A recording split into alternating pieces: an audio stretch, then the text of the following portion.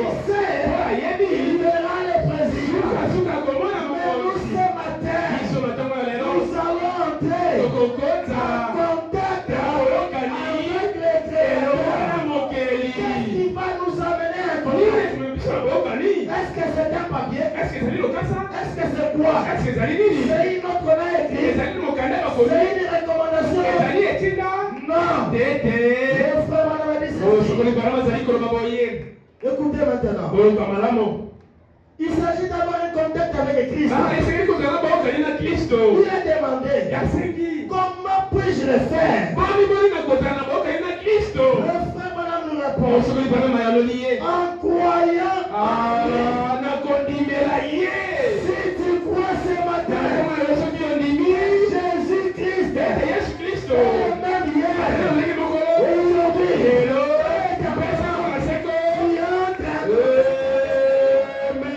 ce n'est pas difficile. Juste la foi, de croire à la parole, que la parole est la vérité. Tu entres en contact avec lui. À ce moment, tout ce que tu lui demanderais, il doit l'accomplir. Parce que tu es en contact avec lui. Dieu vous bénisse. Ce matin, je suis dans la joie parce que je suis en contact avec le Créateur. Écoutez maintenant. Nous allons dire maintenant, Dieu confirme sa parole. Paragraphe 24. Dieu confirme sa parole. Nous sommes et nous croyons que nous sommes dans la présence de Jésus-Christ. Mais c'est votre attitude qui produit les résultats. Ce n'est pas l'attitude du prédicateur, mais c'est votre attitude qui va appeler Dieu à tomber sur la scène. Le frère me dit la mécanique est ici. La dynamique aussi. Si vous pouvez juste commencer, Dieu fera le reste. La mécanique est ici. La dynamique aussi est ici. Ce qui reste c'est de commencer en croyant à la parole. Quand tu crois à la parole, la dynamique va t'accompagner. Que Dieu vous bénisse. La mécanique est là. La dynamique aussi est là. C'est ton attitude qui va produire les résultats. Alors vous devez être connectés ce matin. Parce que notre Dieu est un Dieu miséricordieux. Notre Dieu n'a jamais failli. Notre Dieu dit toujours la vérité. Il n'a jamais failli. Nous allons lire frère Branham. La parole infaillible de Dieu. Le paragraphe 11. Écoutez. Nous allons lire la partie C. La foi n'est pas bâtie sur du sable mouvant comme la foi repose fermement sur les rochers éternels de la parole. Pas du sable mouvant de la théologie de l'homme, mais sur la parole éternelle de Dieu. La foi doit avoir quelque chose sur quoi reposer. Ta foi doit avoir quelque chose sur quoi se reposer. Ta foi est reposée sur quoi? Sur le sable, sur la parole. Or, si ta foi se repose sur la parole de Dieu, la parole de Dieu, c'est le roc solide. Tu ne peux pas tomber. Si ta foi foi se repose sur le sable. S'il y a les vents, la maison va tomber. Mais si ta maison est bâtie sur les rocs solides, même s'il y a les vents, même s'il y a des problèmes, cette maison-là a une fondation solide. Ce n'est pas une maison comme au village. On a pris des morceaux de bois. Et on met la terre. Quand il y a un vent, vous voyez, les pailles sont en train de s'envoler. Et les maisons sont en train de tomber. Pourquoi? Ces maisons, pas de fondation.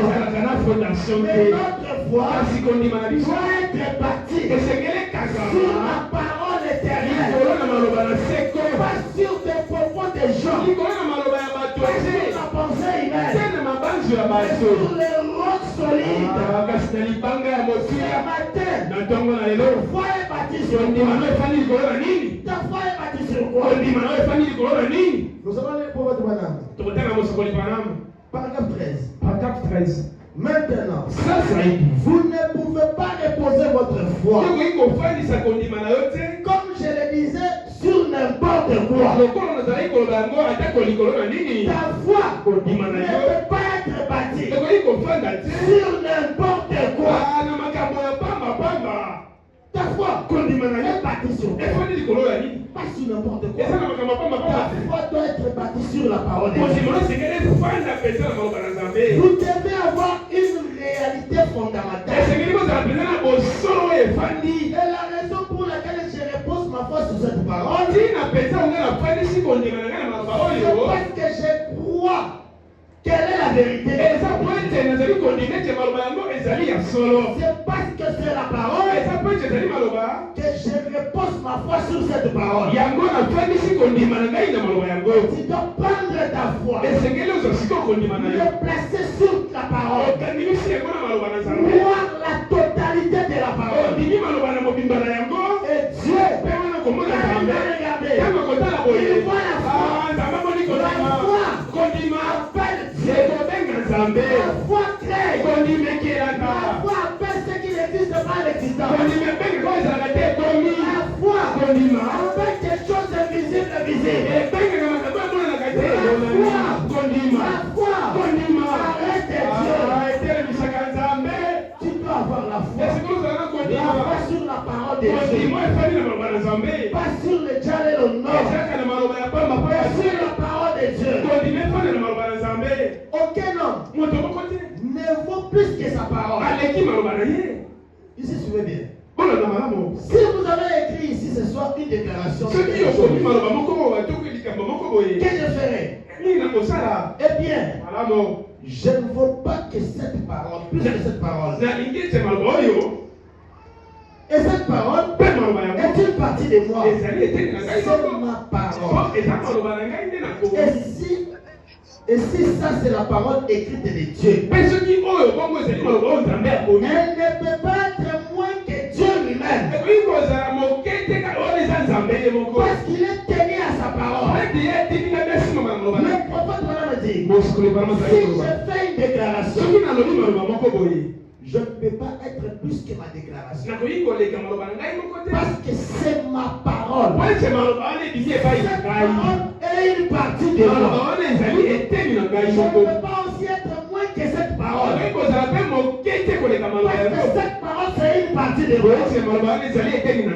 Maintenant Dieu, quand il prononce la parole, le prophète dit, il ne peut pas être moins que sa parole. Parce que il est censé accomplir cette parole. Dieu qui a dit la chose, c'est Dieu qui l'a dit. La chose est réglée. Personne ne peut venir et changer ce que Dieu a dit. Alors, toute la parole de Dieu est la vérité. C'est la parole de Dieu est la vérité. Nous devons croire à la parole. Que la On ne peut pas enlever des parties. On ne peut pas enlever des morceaux de la parole de Dieu.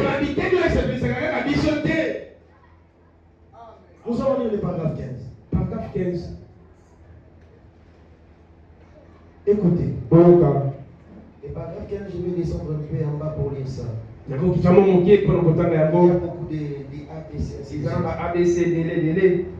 Il y avait une question qu'on avait adressée à Frère Branham. Et le Frère Branham a répondu. J'ai répondu. Toute bénédiction qui découle de la rédemption doit venir au travers de l'expiation.